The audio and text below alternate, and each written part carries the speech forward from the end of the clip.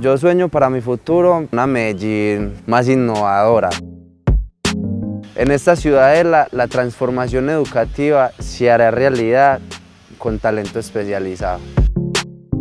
Anhelo tener muchos lugares donde la educación sea protagonista, no solo para mí, sino para tantos jóvenes.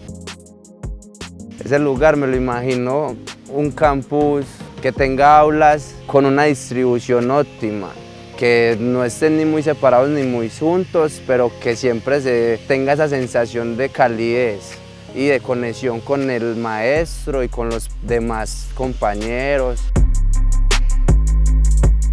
Con talento especializado espero llegar muy lejos,